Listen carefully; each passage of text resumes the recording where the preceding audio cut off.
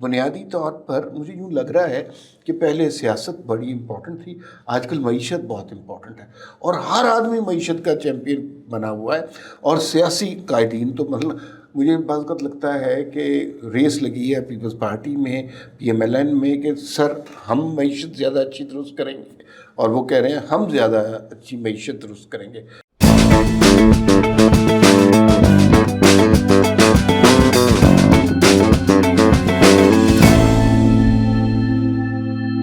ناظرین السلام علیکم، وی ٹاک کے ساتھ ایک دفعہ پھر میں اور وسیم عباسی، بڑے جید صحافی وسیم عباسی صاحب ہمارے ساتھ موجود ہیں، اور ایک ہم نے اڑتی خبر سنی ہے، پتہ نہیں صحیح ہے یا غلط ہے، کہ بہت سارے اینکر، تجزیہ کار جو پچھلے دنوں ایک خاص اینگل سے ہی ہر چیز کو رپورٹ کیا کرتے تھے، یا ایک خاص اینگل سے ہی کسی چیز پر تجزیہ کرتے تھے، اور عمران خان کا نام آتا تھا، باتیں کھل سی جاتی تھی، اور ان کا بس نہیں چلتا تھا کہ اسٹوڈیو میں ہی کہیں کوئی رقص کی محفل جما لیں۔ ان لوگوں پہ کچھ پابندی ہو گئی ہے، اور وہ اب سیاسی گفتگو نہیں کر سکتے، تو غیر سیاسی باتیں کرتے ہیں۔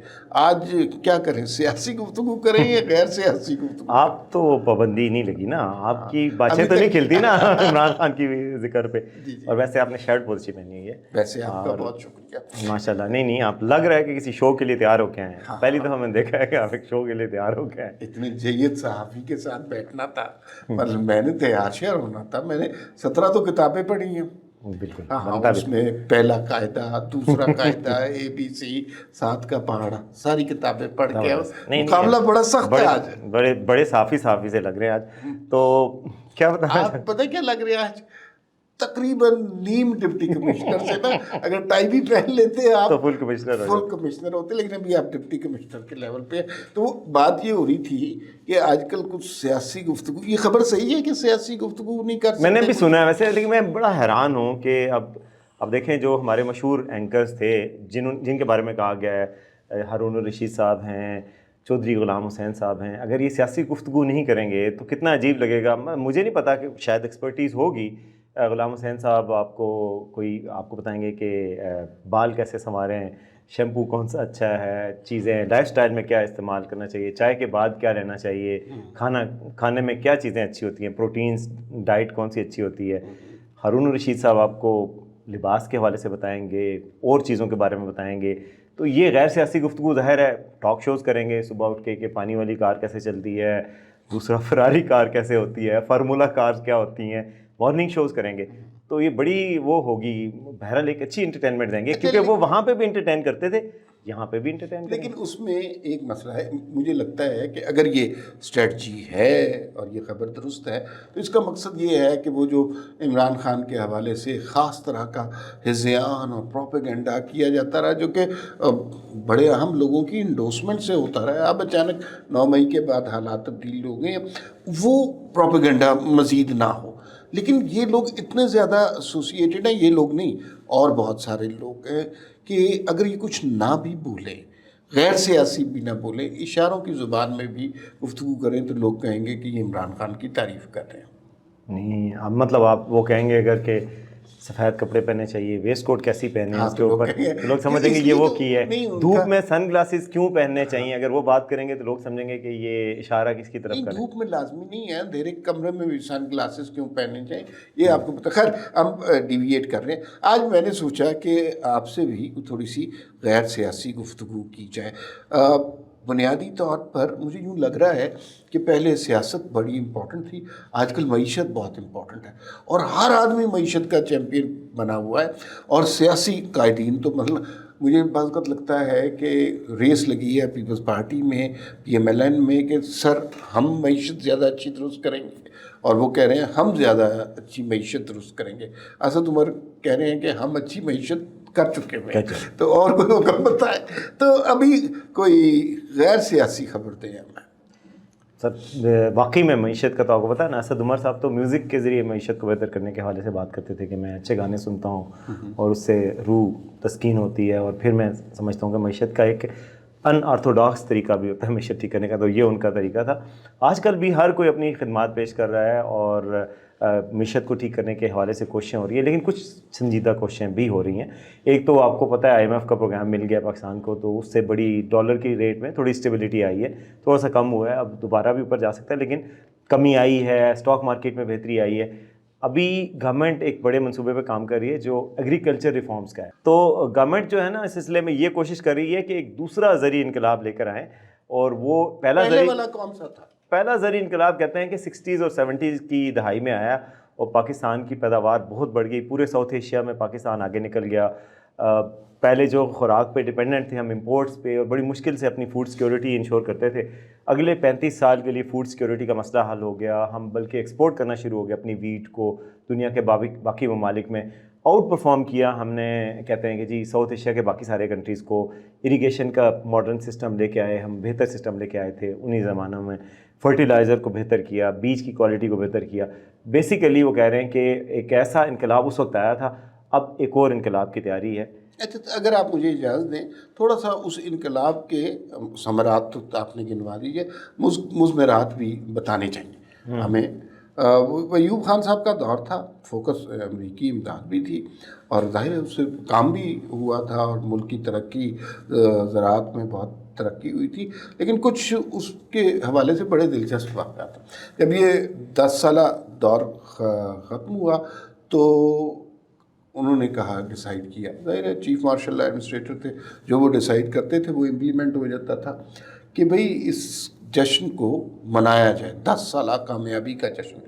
تو کسی نے کہا جی ہم 1 دن منائیں گے، کسی نے کہا 2 دن منائیں گے، کوئی بہت ہی کچھ چاپلوس تھا، اس نے کہا جی 1 ہفتہ ہم یہ جشن منائیں گے، پورے ملک میں چراغاں ہوگا، اخباروں میں خبریں لگیں گی، ریڈیو پہ ترانے بجیں گے. تو جانے کس نے یہ سجیشن دی کہ یہ جشن جو ہے یہ 1 سال منایا جائے گا، پورا سال. اور اس کے آخر میں لوگوں کو یہ ہو گیا تھا کہ لوگوں کو اس کے اشتہار سن کر یا اس کے بارے میں دیکھ کر، وہ چونکہ اتنا زیادہ بور ہو گئے تھے کہ کوئی رغبت نہیں آتی تھی لوگوں کو، بلکہ اس کا اپوزٹ اثر ہوا تھا. اسی دور میں رائٹرز گلڈ کا قیام بھی ہوا، آپ کو پتہ ہے کہ وہ ہوا، اور پھر وہ سارے قدرت اللہ شہاب تھے اس میں. ہاں، اور وہ سارے انٹلیکچوئل اسٹیبلشمنٹ کے دور میں چل گئے. فاطمہ جناح کے ساتھ جو سلوک ہوا وہ بھی آپ کو پتہ ہی ہے. خیر، آپ بتا رہے تھے دوسرے معاشی انقلاب کا. آپ نے پہلے معاشی انقلاب، پہلے زرعی انقلاب کے حوالے سے جو آپ نے باتیں کی ہیں، تو دوسرے زرعی انقلاب کے حوالے سے آپ امید رکھیں کہ ایسی بات کوئی نہیں ہے. دوسرے زرعی انقلاب میں اصل میں یہ کیا جا رہا ہے، دنیا بھر میں آپ کو پتہ ہے کہ زراعت جو ہے ایڈوانس ہوگی، پاکستان میں ابھی نہیں ہوئی. تو یہ بات جنرلی صحیح ہے. میں پچھلے دنوں چائنیز ٹی وی کے ساتھ ایک ڈاکومنٹری پہ تھوڑا سا کام کیا، تو پتہ چلا کہ وہاں پہ تو بیج کی ریسرچ ہوتی ہے، سوئل جو ہے، جو مٹی ہے اس کی کوالٹیز کے حوالے سے ریسرچ ہوتی ہے، اچھے بیج بنائے جا رہے ہیں جو کسی خاص علاقے میں. سمارٹ اریگیشن پہ بات ہوتی ہے. آپ کو پتہ دنیا میں مشہور ہے اسرائیل کا سمارٹ اریگیشن کا سسٹم، تو پانی ضائع نہ ہو. یہ ساری چیزیں پاکستان میں اس طرح امپلیمنٹ نہیں ہوئی. اب گورنمنٹ نے یہ سوچا ہے، ایک بہت بڑے پلیٹ فارم سے آ رہے ہیں کہ جی ایک تو پورے پاکستان کی ساری زمین کا سروے کریں گے، پوری زمین کے حوالے سے اس کی پراپرٹیز کے کہاں پر کون سی چیز اگائی جائے جو اچھی ییلڈ دے گی.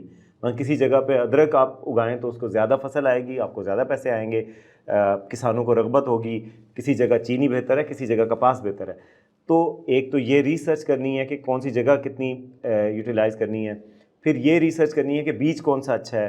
پھر یہ ریسرچ کرنی ہے کہ کس علاقے میں گنجائش موجود ہے. جیسے کہ پاکستان میں تھل کا ریگستان ہے، تھر ہے، چولستان ہے. یہ بہت ساری ویسٹ لینڈ ہے جس کو کہا جاتا ہے کہ خالی جگہ ہے، ضائع ہو رہی ہے، وہاں پہ اریگیشن ہو سکتی ہے، ایگریکلچر کو پروموٹ کیا جا سکتا ہے. اس کے حوالے سے گورنمنٹ ایک لا رہی ہے، ایک پورا جامع پروجیکٹ لا رہی ہے جس میں سارے ایسے علاقوں میں بھی لائی جائے گی، اور اس میں آرمی کی مدد بھی شامل ہوگی. اور ظاہر ہے آرمی کی مدد کے ساتھ آپ کو پتہ ہے کہ ایک اسپیشل انویسٹمنٹ فیسیلیٹیشن کونسل بھی بنی ہے نا، SPIC. اسی کونسل کے تحت یہ پہلا پروجیکٹ ہوگا جو زراعت کے حوالے سے ہوگا، اور اس میں باہر کے ممالک سے انویسٹمنٹ کو بھی اٹریکٹ کیا جائے گا. اس حوالے سے جو ایک خبر یہ بھی ہے کہ سعودی عرب کی طرف سے پہلے ہی رابطہ ہو چکا ہے، اور سعودی گورنمنٹ کے ساتھ مل کر کوئی $500 ملین کی انویسٹمنٹ کے حوالے سے بات چیت ہو چکی ہے کہ پاکستان میں وہ سبزیاں، فروٹ، یہ جو ایگریکلچر پروڈکٹس ہیں یہ اگائیں گے، اور اس میں منافع ظاہرہ کمائیں گے، انویسٹمنٹ کریں گے. پاکستان کو بھی فائدہ ہوگا، उन ममालिक को भी फ़ायदा होगा जो करेंगे, उसमें चाइना भी होगा, उसमें बाकी ममालिक भी होंगे, और डॉलर में उसकी उस पे जो एग्रीमेंट्स होंगे वो डॉलर में होंगे, तो फ्यूचर में ये होगा कि जो इन्फ्लेशन होती है, रुपए की कीमत डी वैल्यू होती है, वो नहीं होगी, और एग्रीमेंट्स डॉलर में होंगे, इस तरीके से वो करेंगे।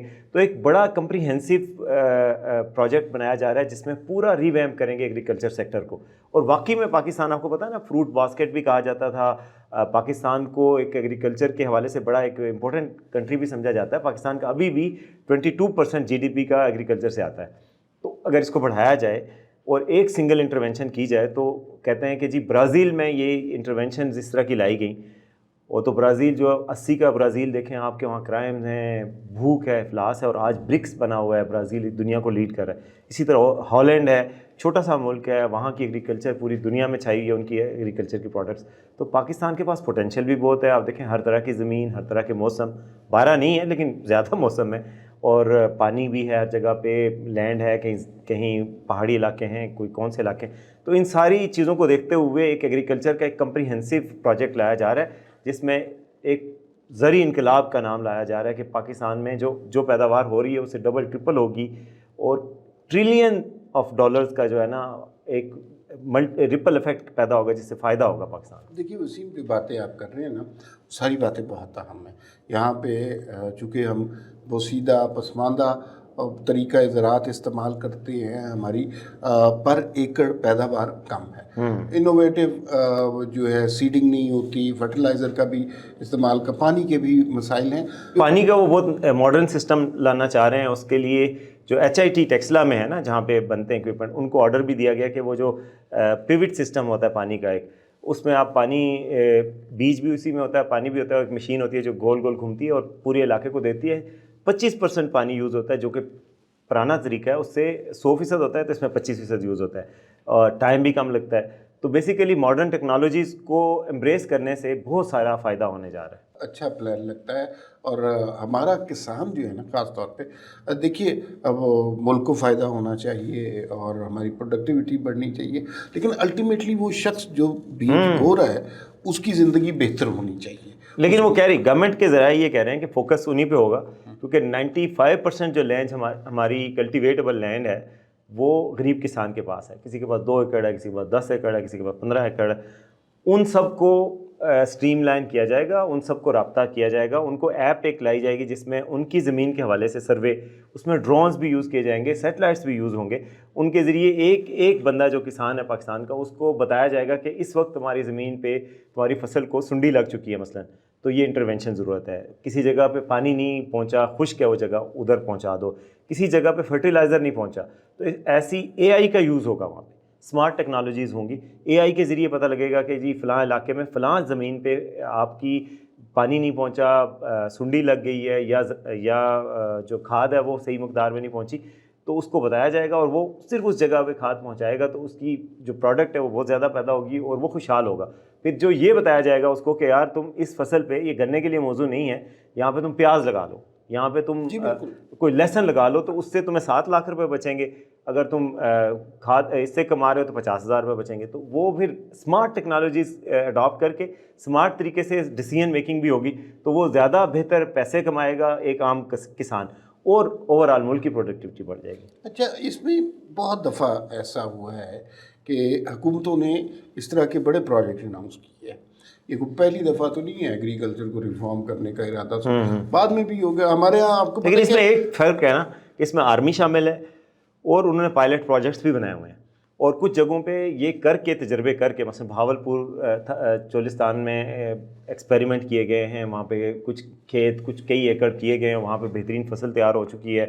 वो स्मार्ट टेक्नोलॉजीज़ को ला रहे हैं, सोलर पावर ट्यूबवेल ला रहे हैं। तो बेसिकली वो कह रहे हैं कि जी इस दफ़ा गवर्नमेंट के ख़्याल में इस दफ़ा प्रैक्टिकल स्टेप्स भी होंगे और एम्पिरिकल एनालिसिस भी होगा और स्टडीज़ भी हैं जो उसको बैक करने के लिए। अच्छा, अब मैं ये बात कर रहा था, आप जैसे आप बात कर रहे हैं उससे तो लगता है कि शोबा ज़राअत अब महकमा ज़राअत के हवाले होगी, लेकिन ये बात तो लगती है। हाँ, तो इसमें अब पाकिस्तान के ज़राअत के शोबे को इम्प्रूव करने की कोशिशें ज़रूर होनी चाहिए। मसला और अब महकमा ज़राअत एम्पावर हो जाएगा। हाँ, मसला सिर्फ ये है कि इस तरह के प्लान बनते हैं, चंद مقاصد ان سے اچیو کرنے ہوتے ہیں وہ مقاصد اچیو ہو جاتے ہیں، تو پھر اس کے بعد وہ جو مشن سٹیٹمنٹ ہے وہ صرف ایک چند لفظ سے رہ جاتے ہیں، چند جملے رہ جاتے ہیں، حکومتیں بدلتی ہیں، نئے پلان آ جاتے ہیں پچھلے چیز۔